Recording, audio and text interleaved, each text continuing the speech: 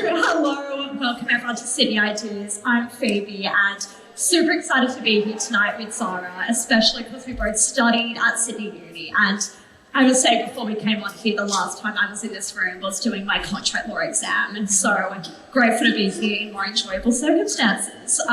So I'm the founder of Missing Perspectives, and for those who don't know, we're a global media company that's dedicated to platforming young female reporters and content creators all over the world. And super excited to be a host for tonight and interview my brilliant friend, Zara Seidler. So I'm going to give Sydney Ideas a plug while I'm up here. Sydney Ideas is the University of Sydney's flagship public talks program, and I know we're up here for Sydney Ideas, but there are genuinely good talks coming up, and also head over to their website and check out the episodes on demand.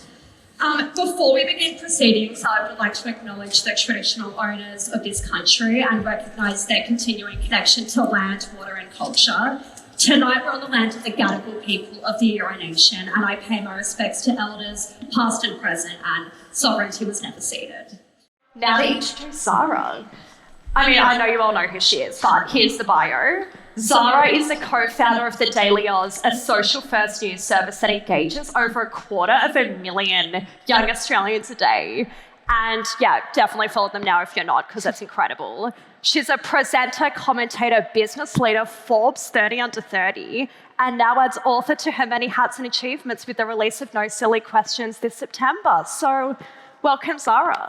Thank you. I think your intro and achievements just grow every time we sit down.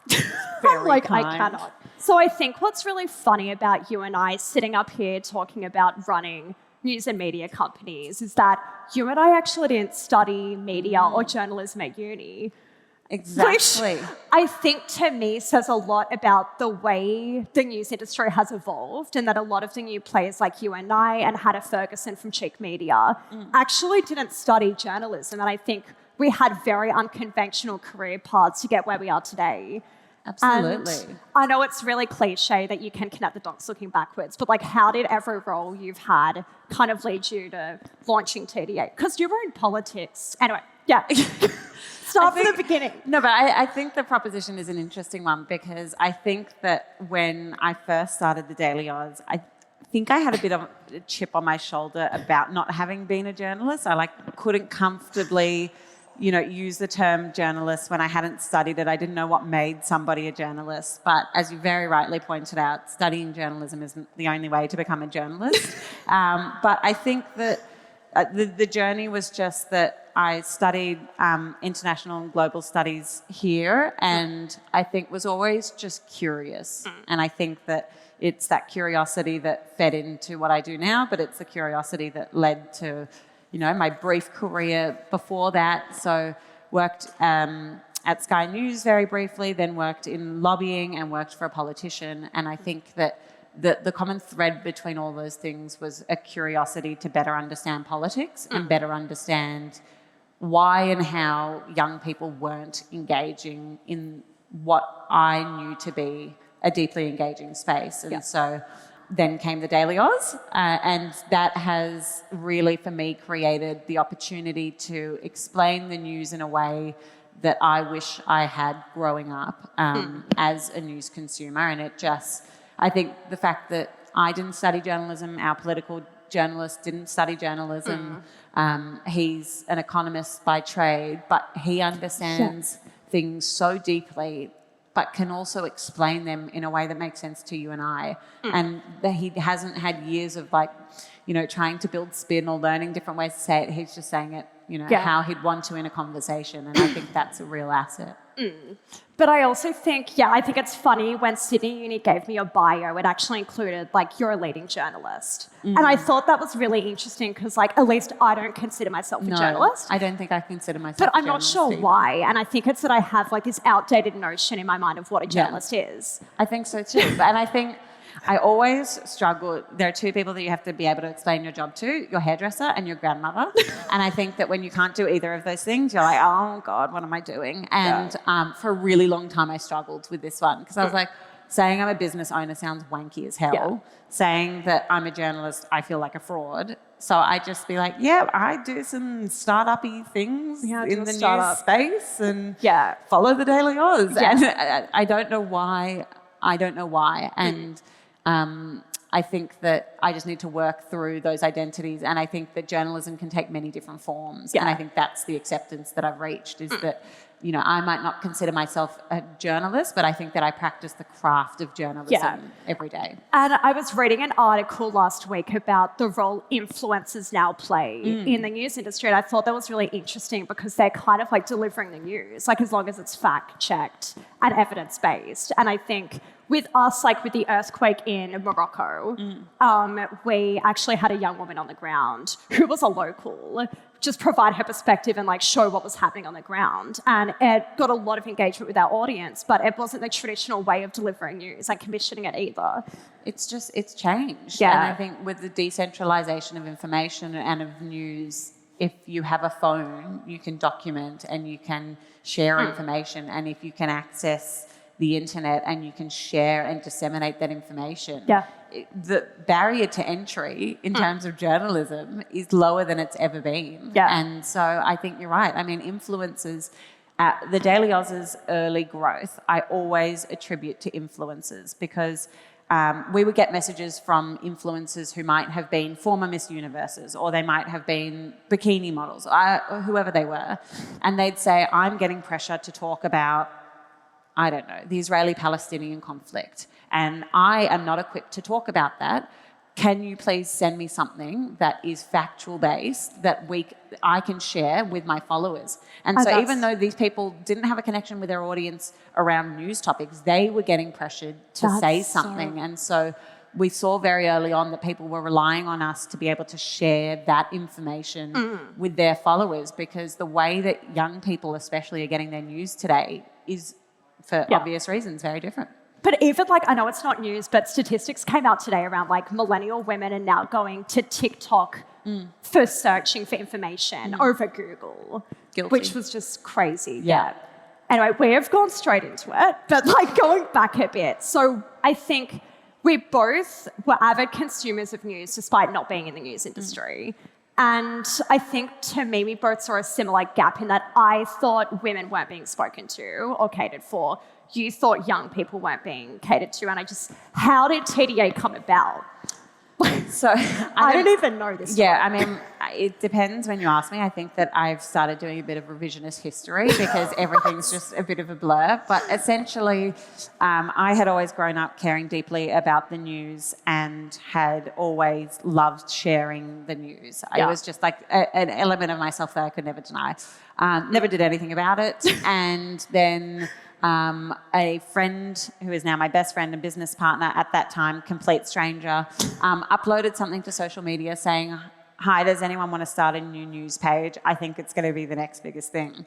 If anyone knows my business partner, Sam, it is very much in line with his unfettered optimism to think that something that hasn't even launched or isn't even an idea is the next big thing.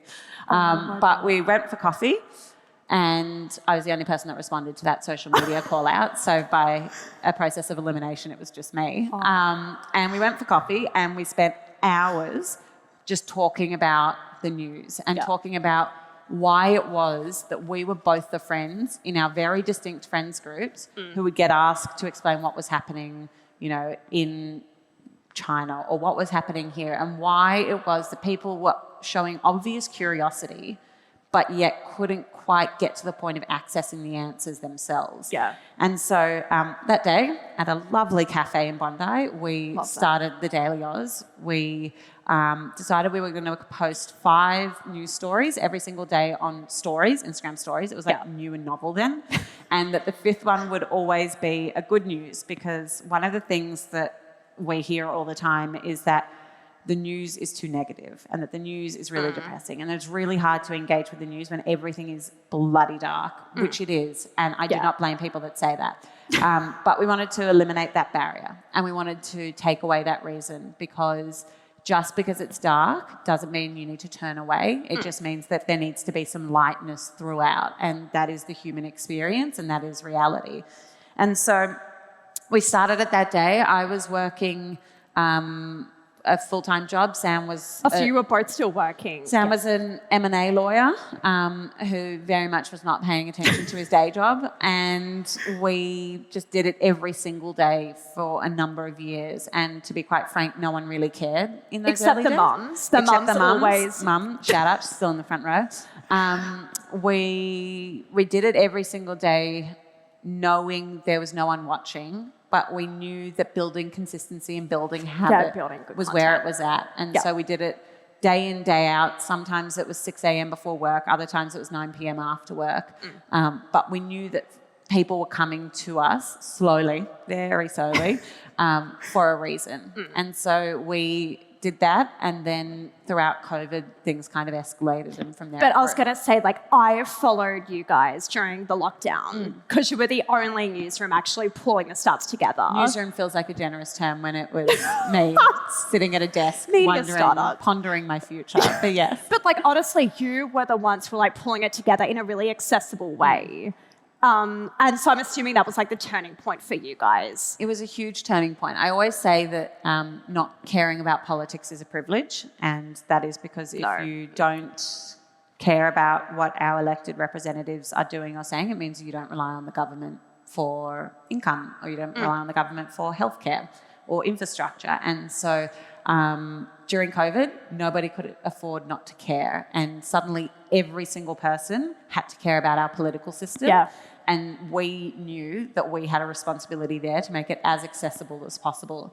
It also helped that we had no red tape of like an editor or a fact checker or any of the things we have now. It was the two of us at home.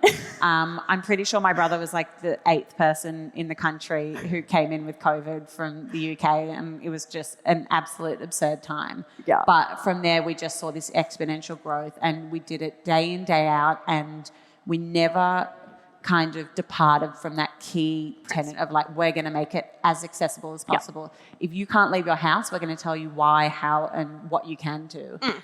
So COVID was really big, but then we also had the US election and we had the Black Lives Matter movement. And it was kind of these three things together that everyone was paying attention and no one could ignore. And through that, we saw the growth really of the Daily Aus. And I think like even today, like 2 years on, you've really stayed true to like that accessibility point. And also kind of been like the older friend who can like give you the information. I love that. I've heard you say that quote before that's like, you don't talk down to your audience, you talk across to them. And I feel like that's such a good piece of advice, especially for like missing perspective. I was going to say that's exactly what I feel about missing perspectives, is that it's the voice that you haven't heard before, but it's speaking to you, and it's speaking across from you as somebody who can impart. Because I think the problem is that when we see traditional media talk to young people, often it's the case that it's the avocado toast. It's the like not overtly condescending, but that's the latest one, that guy who said something around unemployment. Yes. He's since retracted his statement about 8 days too late. But I think that it's just about, I think the merit in what we do is that we are our audience in the same way that you are, is that we know what young people want because we are young people. And we're not young people who actually have, older legacy media people holding the money buckets. We're making the financial decisions behind the business. That that includes who we advertise with, how we sponsor, each part of our news, and then also how we write our news. And so I think that it's been that relationship that we hear exactly what our audience wants, and we can hopefully give them what they need. Yeah, how do you hear what they want? Like, we hear it so often in so many ways. Just in the DMs. Yes. So I think that being social first is extraordinary in so many ways because you feel so connected to your audience all the time. But it is this 24-hour feedback loop. So we can put up a post and know very quickly what people think about that. And we realised quite early that was a huge superpower. And so we started rolling out surveys and polling. Yeah, I've seen that. So often we say, oh, young people think this or young people think that. And it was just this attempt to actually quantify and have some sort of rigour behind what we were saying. And so, during COVID, we would get upwards of 60,000 responses to a poll. And we still, on something like The Voice, have been able to survey our audience and come to the conclusion that this is what they're thinking, this is what they're feeling, this is what they need to know more about, and here's how we can plug those knowledge gaps. Yeah, so it's good you're like having that conversation with the audience. It's a two-way conversation. But was it you who, when you were going to the budget, you were like to your audience, what do you guys care about? And they were like, tax. Yeah, You just had to become a tax expert. Yes, no, they didn't give us a light answer on that. It was the first time we had been in budget lockup, and for anyone that hasn't been in a budget lockup, it's your worst nightmare. It's literally being locked in a room with journalists, politicians, and budget papers. And the first time we did it a couple of years ago, it was like, how do we get to the bottom of what young people want really, really quickly? We asked them. And I think that set the tone of what we've been able to maintain and uphold every single year, which is really rigorous, hard news about the budget for young people. And I think back to like the accessibility piece, there's a really good quote that I heard that was traditional media starts at season 5, episode 10. In that they don't provide the context and there's an assumed level of knowledge. Yeah. And I think for us, like when we're covering news like Roe v. Wade, it's like try to strike the balance for your audience between providing enough context and information, but also making sure it's still accessible. But and it's really making sure hard. that you're not being patronising. Yeah, at the same time. That Roe v. Wade's a brilliant example. I think we saw such widespread coverage of the decision and very little explanation of the context in which that had arisen and what the role of the Supreme Court is and what the precedent was and all of that. And it means that we're never the first to report news because we have to take the time to explain it. But I think that that's far more valuable in my eyes. Yeah. And do you want to start moving into breaking news? No, it's not our space. I mean, we don't try to be slow, but I think that what we see ourselves moving into in the future is more of the original storytelling and telling the stories of young people, not necessarily being quick to do so, but being first to do so. We want to, the next big thing that happens to inevitably a young person who is taken advantage of or whatever else it is, wage theft, we want to be telling those stories because we believe we can do it well. Come to you. Yeah. No, I love that. Okay, so going back, the Daily Aus, you're now reaching like 250,000 young people a day, which I assume is an outdated stat because I think you're reaching more now across platforms. So how did you decide to like turn your passion project on the side into your full-time job? Because I think for me, that was like the hardest decision I've ever had to make, like leaving a stable job. It's a huge decision. It was so difficult, and I think it's often really glorified. I think that we so often hear about, bootstrapping and you just got to quit your job, you've got to do the hustle. Like the reality is I only left my job when I had the financial security to do so. Throughout COVID, as I said, there was quite a bit of attention, and then at the end of COVID, we started getting some investors showing interest in what we were doing. And so we were able ultimately to raise capital that gave us financial freedom to be able to quit our jobs. But I mean, I quite frankly would have never quit my job if it wasn't for that. My risk appetite is far too low. Yeah. And I think that we really glorify it, and that if you can't pay your rent, you can't be giving your all to your business. And that ultimately I think it's bullshit. So it was a decision that was made easier by the circumstance I found myself in, which was that we had investors that backed the idea that we had and were willing to take a risk on us. And also having a best friend to do it with at the same time. Like Who's Sam and I quit. M&A lawyer. Yeah, exactly. But we quit our jobs on exactly the same day. Yeah. The first day that we decided we were going to go full time, we sat in a cafe and looked at each other and said, well, what do we do now? Yeah. Like we're full time. That's We've the quit thing, our when jobs. you finally are in the position to do it full time, it's so scary. I was like, how do I occupy a whole day? Yeah. I've been doing this in 10 minutes every day. Suddenly it's my whole job. And that was very daunting. And from there, we just had to start building routine out of no experience. Yeah. And nothing can prepare you for a blank slate because, we knew what we were doing, but we hadn't ever done it on that scale, and learn a lot, make a lot of mistakes, and figure it out as you go. Yeah, it's definitely the startup roller coaster is a journey. How did you decide that you thought it was the time to quit your For job? me, it was, I think, when investors were showing interest. Like, I think that was the big one. But ultimately, it was probably my mum and family who, like, pushed me into doing it. And I think once we signed a brand deal that really gave us the funding to be able to do it full time, like, I think what you said before about you need to be able to pay the bills. Yeah.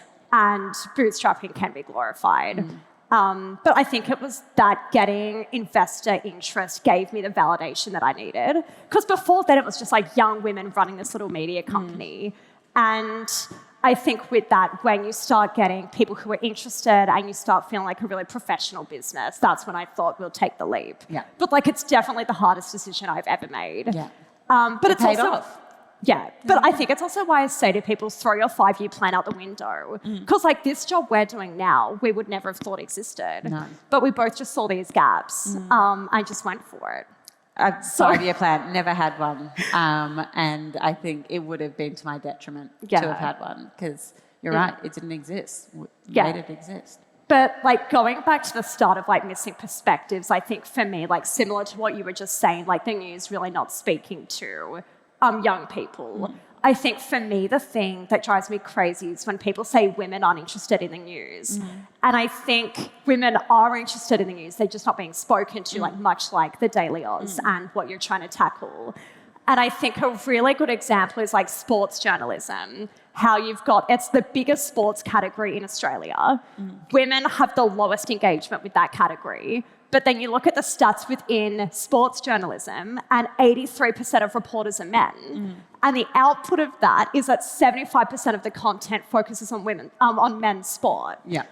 And it's just like, obviously women are going to engage less when the content is dominated and being produced by men. And I also think that the Women's World Cup and the Matildas was such a game changer because we saw female reporters being front and centre in telling the stories that matter.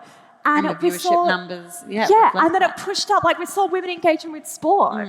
And I just think that's what we're trying to do at Missing Perspectives. And I think it's exactly what you've done with TDA, where you're seeing young people engaging with the news because they're seeing themselves in the news.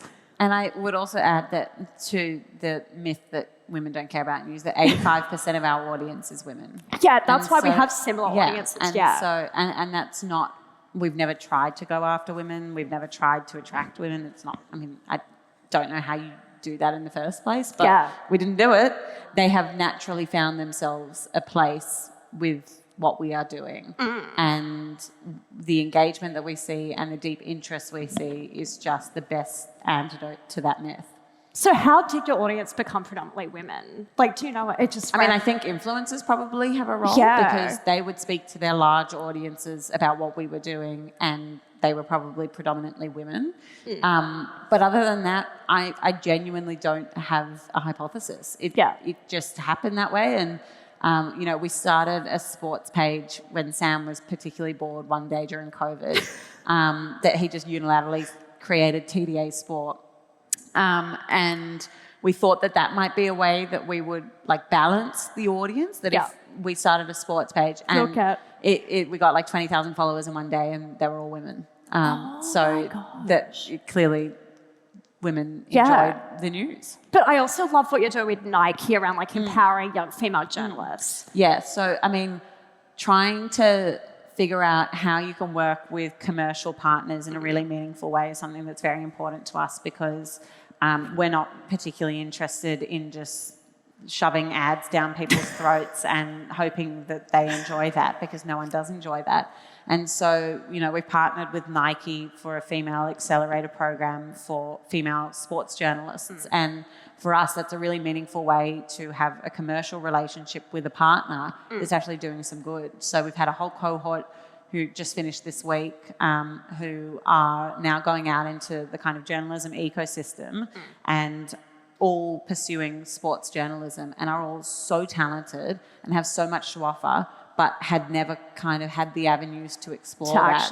Especially that niche of women's sport.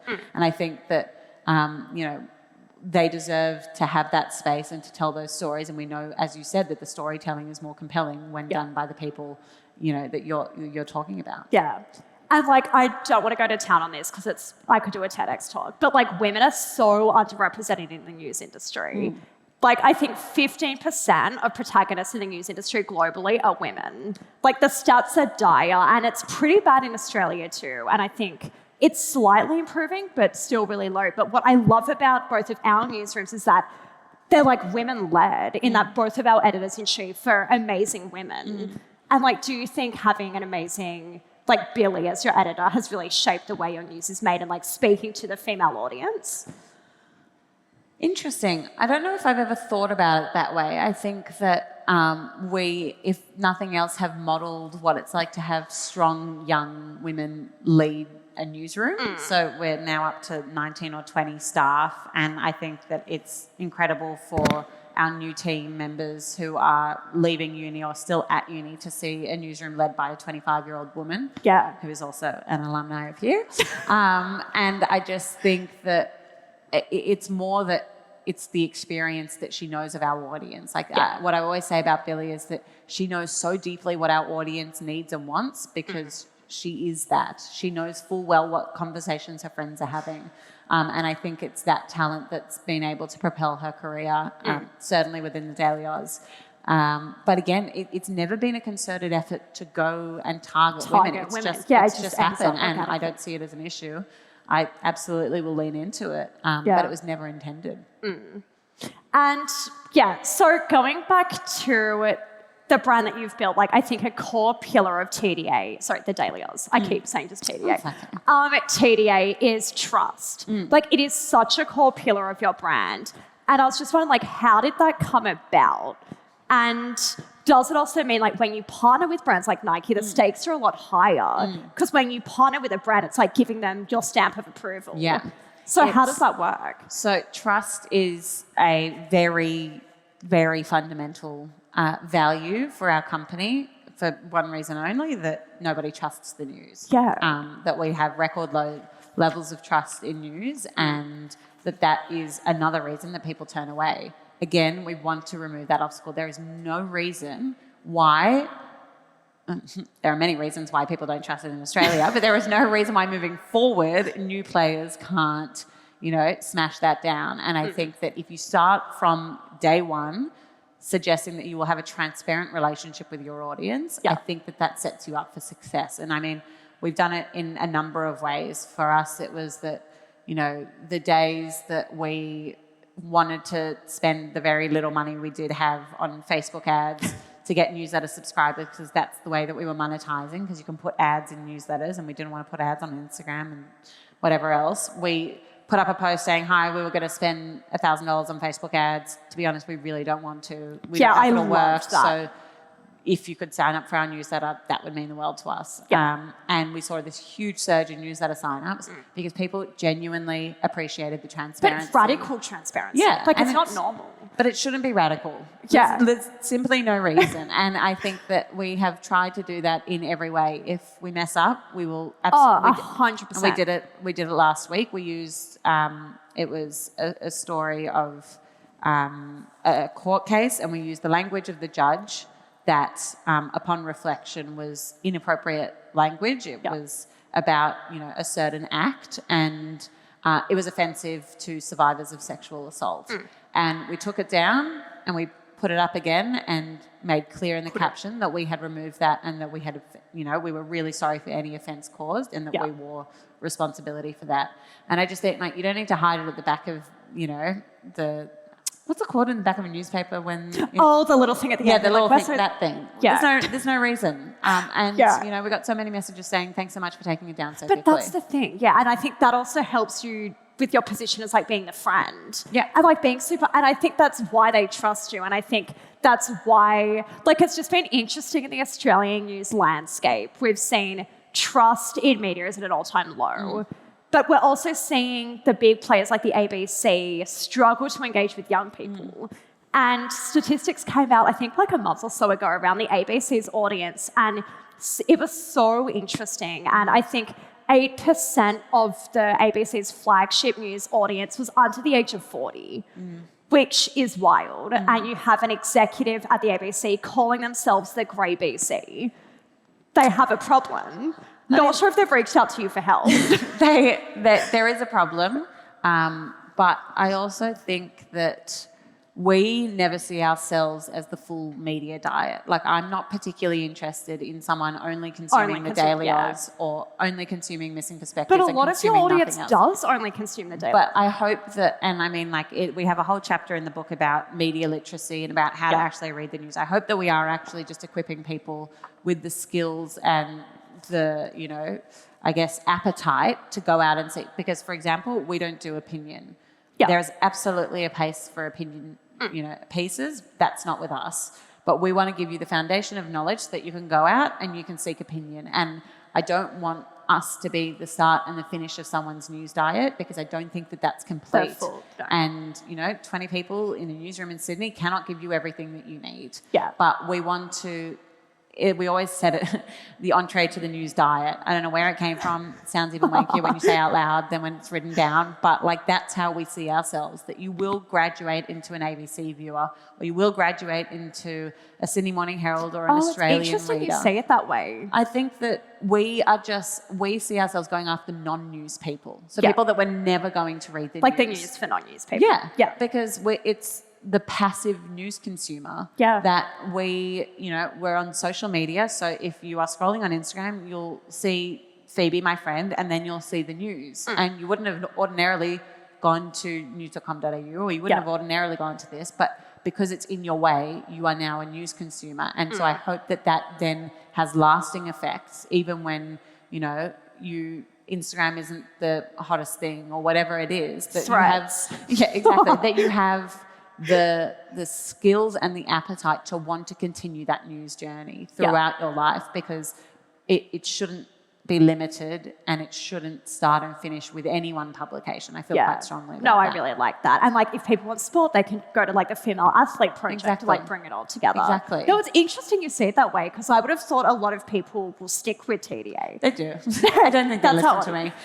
They do, and that's obviously wonderful for us. But in terms of the broader kind of what we hope as a society we get to is that I think you need to also seek out different perspectives. I think that the art of a healthy debate has been lost. And I think that's because we exist in echo chambers and people aren't seeking out or trying to converse with people that might not agree with them. Again, there are publications, there are places in order to seek that. That's not with us, but I would encourage people to continue that journey. But it's interesting seeing, like, the bigger players trying to emulate what you're doing. And we saw the Australian launch their youthful publication, the Aus, which folded after a year, I'm pretty sure. So, interested to hear your thoughts on that. Like, what do you think makes it work? Is it essentially just not being linked to a traditional news company? I think there are a couple issues, but I think that namely it's what I said before about, like, even if you've got a really incredible editorial kind of group, like if you look at the Aus, it was all young women in that. Leading it. Leading it. Ultimately, the business decisions were not made by them, though. The business decisions were made by Lachlan Murdoch. And I think that ultimately, if, you know, youth news is not a quick game. You're not going to get people paying for the news straight away. You're going to have to fight for interest. It's a kind of long game. And I think that if you are a traditional player and you don't see that revenue coming in straight away, or it doesn't seem like it's working, you can just pull that really quickly, as we saw with the Aus. And I think that ultimately there wasn't an inherent understanding about kind of user behaviours and how long that user journey is. And so I think that had the decision-making come from, you know, the group that was actually driving the editorial, I think we might have probably doesn't make much sense. We could have seen a different outcome. No, that's really interesting. So, okay, wrapping up, I think this is the final question. But I think we were at a dinner party one night and we all went around and said a high and a low. You said your high was the role you felt that TDA... I thought you were going to say my low, and I was like, that is your personal, low Phoebe. in front of everyone. Yes. Your high was the role that TDA played in the federal election last year, and the role that you felt. You make me sound like such a nerd that I said that at a dinner party, a social dinner party. But anyway. That's okay. But the role, like how you felt you empower young people and equip them, and I just think the role you guys are playing and that we're trying to play is so important.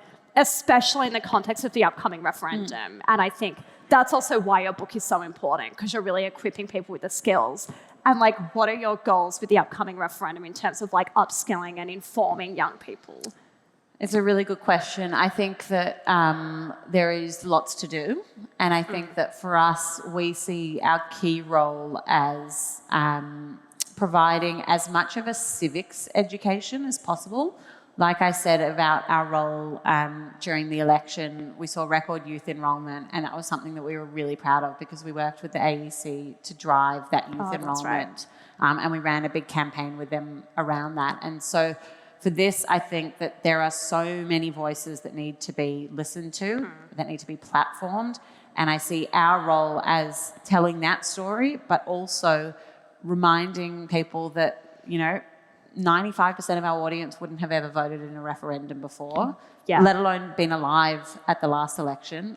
Last referendum. I was 2.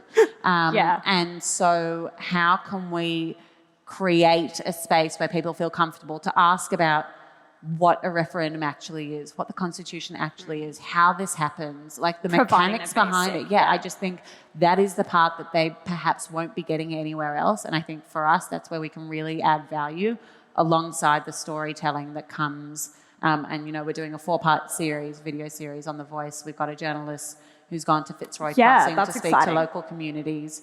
We are absolutely doing as much as we can there, but I want that to sit alongside a civics education so that people can feel like they're making an informed vote in every sense of the word. No, and that's super important. And I saw today on the Daily Aus, you shared the news, but I think there was like record enrollment for the referendum, which is incredible. It is incredible. So that's enough for me. Wrapping up, I'm following the time very closely. I think I deserve a medal. Throwing to the Q&A. Thank you so much. I've really enjoyed it. Zara, I have actually been following your journey from fairly early on and got my uni student kids onto it as well. But I also really appreciated your comments about sort of having a sort of an overall diet, of media. So I think that's a really strong point to keep making and sustaining. What I'm really interested in is, obviously I'm not a young person.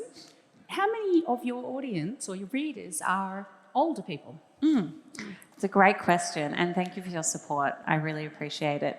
So 80% of our audience is under the age of 35, and 85%, as I said before, are women.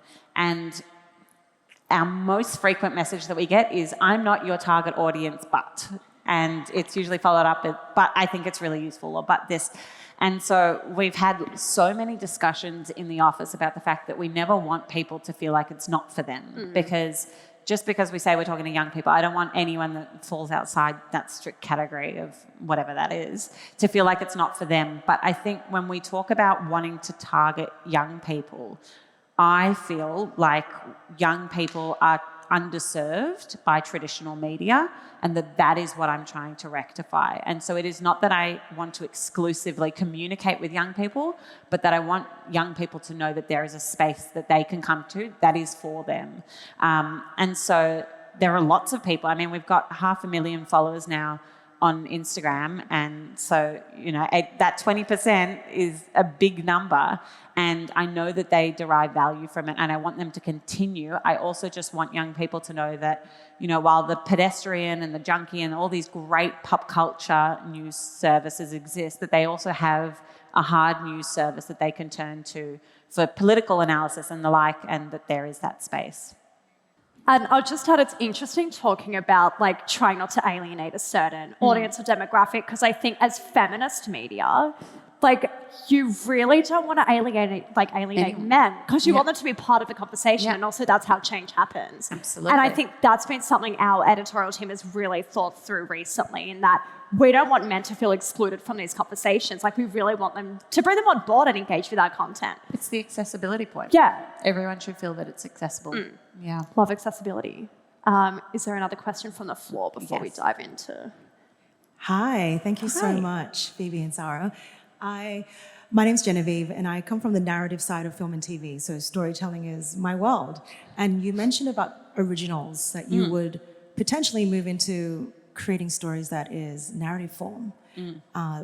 how do you see that happening for your audience, and how would you engage the influencers that you already have? And the other part that was really interesting was you said they would graduate into a different media source they would go to. But I struggled in the last decade to find any media source now that I would truly trust anymore. Having grown up here and seen the changes in media, there's not one publication I would go to. I go overseas for my news. And I just came across your Instagram account today, and I think I'm your target audience. So I'm like, shit, what happened? They missed me. Maybe because I'm intersectional and in a different CAD group, and I would love to know what your readership is of culturally and linguistically different and LGBTIQ and of different abilities across the spectrum as well.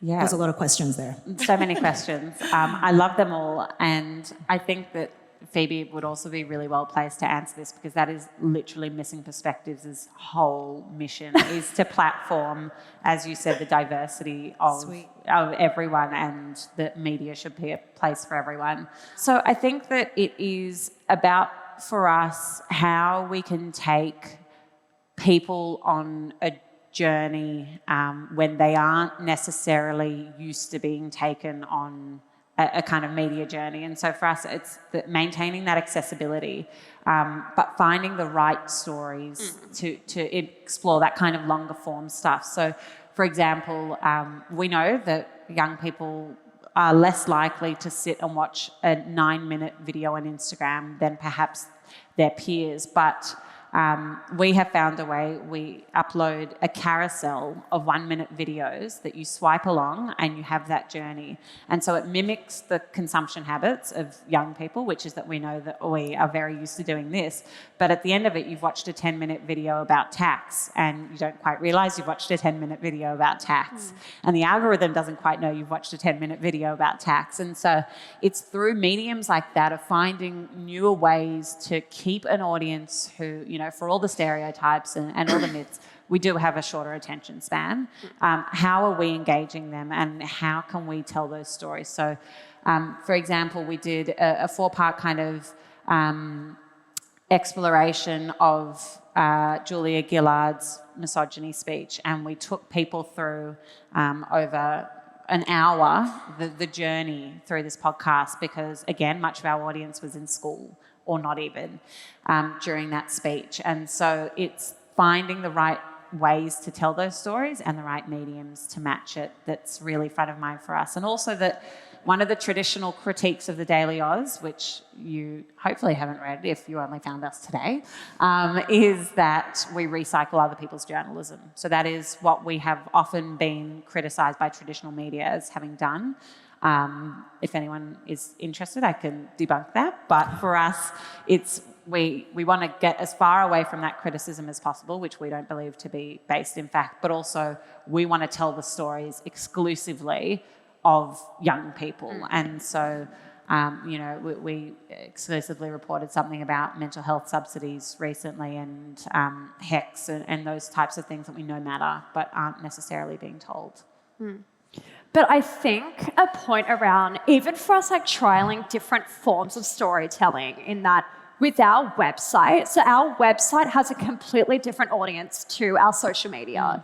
So our website is like extremely global. Like we have readers in like, I think now 130 countries, but our social media is like young women in pretty much like Sydney and Melbourne. Don't know how that happened, but a thing, like a difficult piece we've tried to tackle is like, we publish long form content on our website, but it doesn't really translate into like the usual carousel on social media. So at the moment we're getting like content creators to bring their stories to life with like a green screen with our article and just produce it in a more accessible way.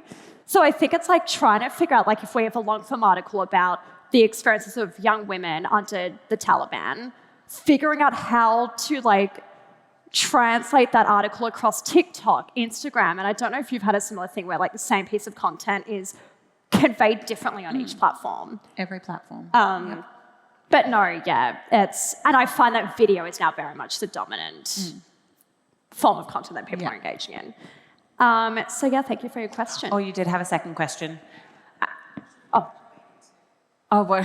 What should you graduate into? I think that I wouldn't want to tell anyone what to read, except to say that the only way that independent media can survive is if it is supported. And so I think that if there is local media or there are, local creators, like for example, we were just speaking before, there's somebody who has started making videos on Instagram that are absolutely exceptional, and he has done 8-minute video explainers about the housing crisis, and he's getting far more views than any major news outlet is, but he's one person. And I think that as we move through this kind of creator economy space, those are the people that are also going to get the attention of young people, and I think that we need to give them credit where credit's due. And so I think that those are the types of things that we'll be seeing a lot into the future as well, not just the kind of standard mastheads. Yeah. Hi, thank you so much for such a stimulating conversation. My name's Ava and I'm from the Australian Baha'i community. A few weeks ago at the Canberra Writers' Festival, Stan Grant, in conversation with Louise Milligan, was speaking about the inherent conflict-based assumption that a lot of contemporary journalism is based on, and the sort of divisive effects that it has, as we can see right now with The Voice and the referendum, and many examples. And he sort of started to talk about what some alternative assumptions that news could be based on. And I just wondered what your perspectives were on that. There's journalists are trained that conflict makes a good story, but actually it's not really working. It's a failed business model. So yeah, I was curious to hear your thoughts, and also what the role of, I guess, news journalism is in strengthening social cohesion, particularly at a time where issues are dividing us more than they're actually informing us. Phoebes? But I think to your question, it's also really interesting when you're social first, in that conflict-based posts tend to do better, which is a terrible part of social media, but it actually drives growth. And I think you see a lot of media companies who are social first veering towards more clickbait, attention-grabbing content, which I think is really dangerous. And I think for us, we're really focused on making sure people are informed and making sure our community is really positive.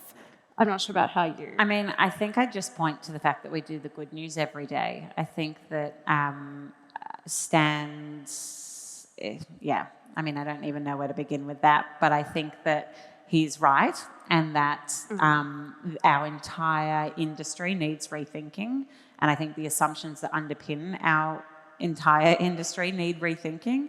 And I also think it's the commercial models that I think actually are the thing that I'd point to, because I think that no one goes out or goes into journalism wanting to get to the place that we have gotten as an industry. I think that ultimately commercial strains have gotten us here, and it's been the worst possible thing. We've seen regional news shut down, we've seen hard papers, whatever, and I just think that if we start rethinking commercial models for media, I truly think that we will end up in a much better place as an industry. And so that's why, again, I just encourage as much support as you can for independent media that can undermine the presumption that it has to be this way, that we have to lean into this conflict first kind of reporting and these assumptions, because I don't think that anything is a foregone conclusion. I just think that we've all gotten comfortable here.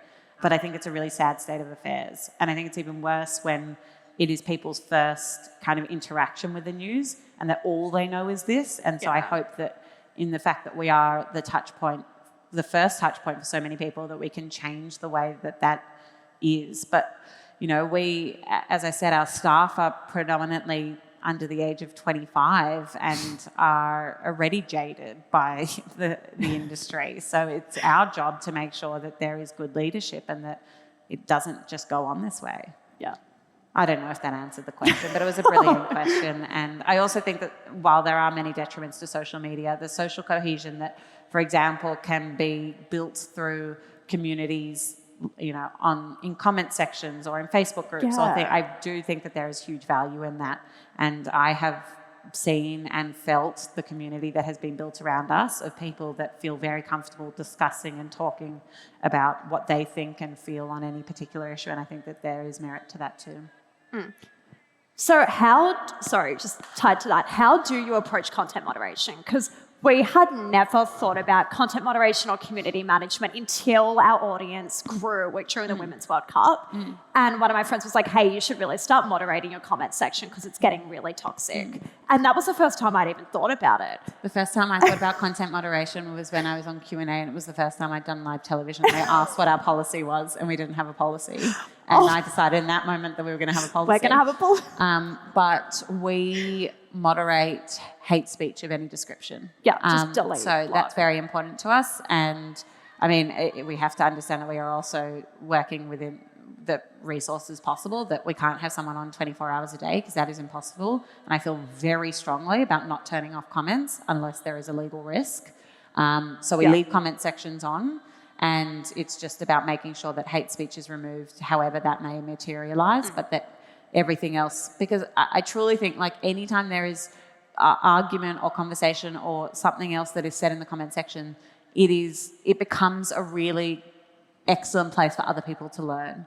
Because other people jump in and they have conversation, and I think that it can be really productive. Yeah. Nice. Any other? My question is around the commercial model because, as you know, that's the media or die or not on whether it's financially viable. So what is your commercial model, and how do you say, I think on your website, that you keep the people who support you financially have no say editorially, and what guarantee do your readers have of that? Do you display on your website who supports you, where you get your money from, how much money you get? How transparent can that be? It's a great question. We don't display that just because we've never had to, or no one's ever asked, and we would be more than happy to. So we have 11 individual investors who backed us in what was a raise at that time. And their role with us is that we send them a monthly update on the commercial kind of state of our business. And that is the only interaction that we have with them. They have never picked up the phone and told us anything about our editorial.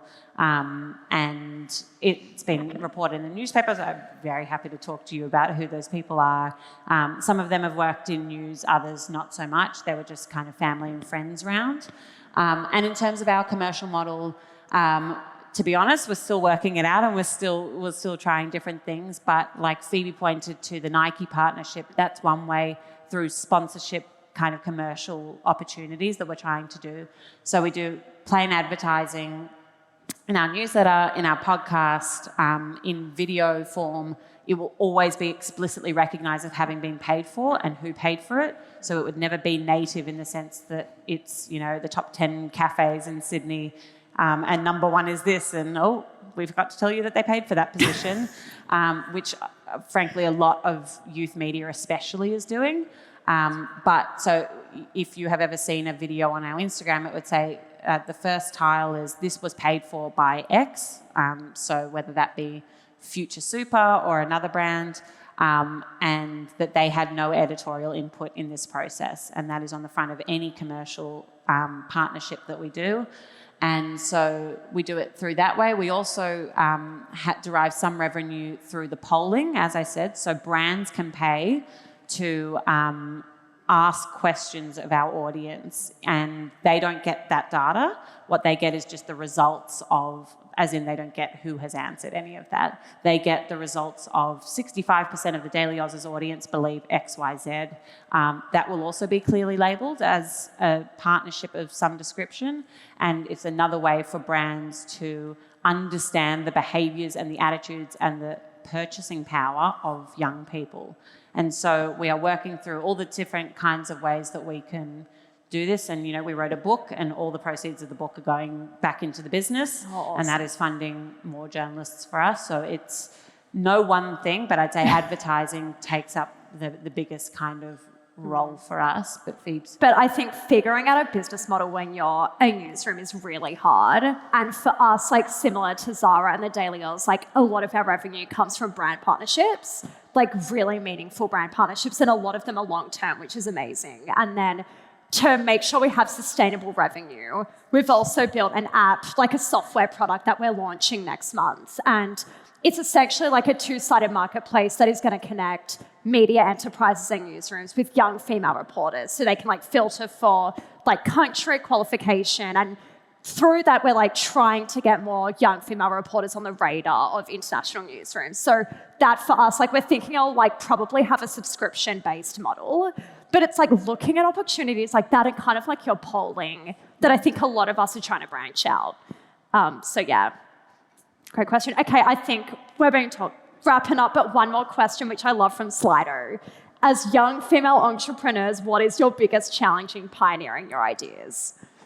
Why don't you answer? I think literally before we started talking tonight, we were discussing, like, for me, I think it's doing a capital raise, which I think the odds are also not working in your favor when 2% of capital goes to female founders. And then it's like for women of color too. The statistics are even worse. And I think for women in like the venture capital and investing space, that for me has been one of the biggest challenges. And also just like not knowing the language of the investor world. Like I was in a meeting last week and they were like, cool, can we see your data room? And I just had to go home and Google like, what is a data room? Because I'm like, where are you meant to learn these things? So I think it's like a lot of learning on the job, and that for me would be the biggest challenge. I don't know about. I think the biggest challenge for me has just been trying to build the plane and fly it at the same time. I think that never having done this before, not having ever managed a single person and suddenly having to manage our whole team, not having really in any meaningful way worked in journalism, and having to learn the ins and outs of an industry that is at times quite secretive about, you know, how it can work Like and how it operates. I think that has been the challenging part of like doing the day-to-day while still trying to upskill the kind of strategic thinking. I think it's the building the plane and flying it that's been the most challenging for me. But it's a fun journey. It is. Despite it's a fun the plane tears. that might crash, but hopefully doesn't. So we'll wrap up there, but thank you everyone. I'm sorry we had a lot of questions that we didn't get to, but hang around after and we can have a drink and answer them there. But thank you so much. I'm Phoebe, and thanks for coming to City Ideas.